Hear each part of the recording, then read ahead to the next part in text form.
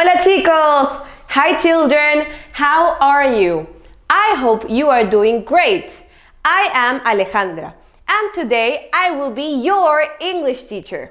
Today we are going to talk about something that is very important and it is kind of difficult. It is called countable and uncountable nouns. Yes, we already know what the word nouns means. Significa sustantivos. Entonces, countable and uncountable nouns significa sustantivos contables y no contables, o contabilizables y no contabilizables. ¿Qué significa esto?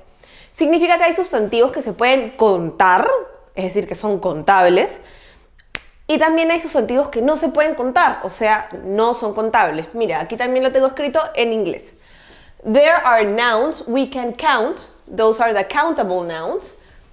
And there are nouns we can't count, and uncountable nouns. For example, an uncountable noun is something that we cannot count because it can't be divided in units. Un sustantivo que no es contable es aquel que no se puede dividir en unidades más pequeñas. Por ejemplo, el humo. El humo no es contable, tú no puedes contar el humo, ¿no es cierto? Porque el humo no se puede dividir en unidades más pequeñas que puedes contar 1, 2, 3, 4, ¿no es cierto? Entonces, en ese tipo de casos tenemos sustantivos que como no son contables, entonces no tienen una manera plural. Por ejemplo, tú no puedes decir los humos en español. En inglés pasa lo mismo, simplemente se dice the smoke, que es el humo. Entonces, como tenemos sustantivos que se pueden contar, pero también tenemos sustantivos que no se pueden contar, tenemos que ver muy bien cuáles son esas palabras que vamos a utilizar en conjunto con estos sustantivos que se cuentan o no se cuentan. Tenemos acá la diferencia entre countable and uncountable nouns. A ver, entonces, por ejemplo, imaginemos que en contables vamos a usar frutas, por ejemplo, ¿ok? Un countable noun, un sustantivo contable podría ser, por ejemplo, apple, que es manzana. Entonces, si yo quiero decir una manzana en inglés, voy a decir an apple, ¿no es cierto? Pero si yo tengo, por ejemplo, un plátano, puedo decir a banana. Entonces, para los sustantivos que son contables, porque yo puedo contar cuántas manzanas hay, o puedo contar cuántos plátanos o bananas hay, entonces utilizo a y utilizo an porque son singulares. Pero, ¿qué pasa si yo quiero hablar sobre las manzanas y los plátanos en plural? Entonces, más bien, voy a usar some, ¿no es cierto? Por ejemplo, si yo quiero decir hay algunas manzanas, voy a decir there are some apples o there are some bananas, ¿no es cierto? Some se utiliza cuando hablo de algunos, cuando hay más de una cosa, ¿no es cierto? Algunas manzanas o algunos plátanos. Y se utiliza con el verbo are porque are es en plural, ¿no es cierto? Por eso está la P de plural. ¿Y qué pasa si es que yo quiero decir que no hay plátanos o no hay manzanas? There aren't, ¿no es cierto? Puedo usar aren't, que lo voy a agregar acá, para negar, obvio. There aren't, ahí está. There aren't any bananas, o there aren't any apples. Perfecto. O también si es que yo quiero hacer una pregunta, también puedo usar any, ¿no? Are there any bananas? ¿Hay algunos plátanos? O are there any apples? Como ven, estas son las 4 palabras que podemos utilizar cuando los sustantivos se pueden contar. Podemos usar a, and, some, or any. Pero en el caso de los sustantivos que no son contables, o sea, los uncountable nouns, solo hay 2 palabras que podemos utilizar.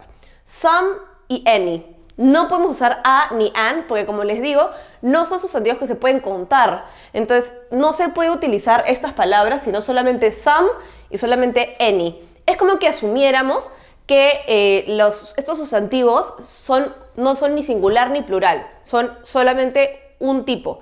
Entonces no voy a separarlo en palabras para singular y palabras para plural. Solo existe some y any, nada más. Vamos a ver ejemplos, mira. Por ejemplo, un uncountable noun es sugar. Sugar yo no puedo contar sugar, ¿no es cierto? Porque es demasiado pequeño y no se puede separar en unidades. Entonces yo digo, por ejemplo, there is some sugar. De frente digo some, no puedo decir there is a sugar o there is an sugar, se dice de frente there is some. Some de arranque es la palabra que vamos a utilizar para referirnos a los sustantivos que no son contables. Y como te das cuenta, se utiliza el verbo is. A diferencia de los contables, que en singular se utiliza is, ¿no es cierto? Pero en plural se utiliza are. ¿Por qué? Porque plural es la manera plural de is es are. Pero como te dije, en los uncountable no hay singular plural, o sea, no hay una conversión de singular a plural. Solamente se usa is todo el tiempo. Is. No hay una forma plural. Entonces decimos there is some sugar. ¿Qué pasa si queremos negarlo? Queremos decir que no hay. Se dice there isn't any. Igualito que en los contables, que era, por ejemplo, there aren't any bananas, pero acá es en singular. Recuerda, no hay una forma plural para los no contables. There isn't any flour, por ejemplo. Flour es harina. La harina tampoco la puedo contar. Entonces tengo que decir there isn't any flour. No se puede decir there aren't any flowers, ¿no es cierto? No se puede convertir el flower a plural y por eso se utiliza isn't.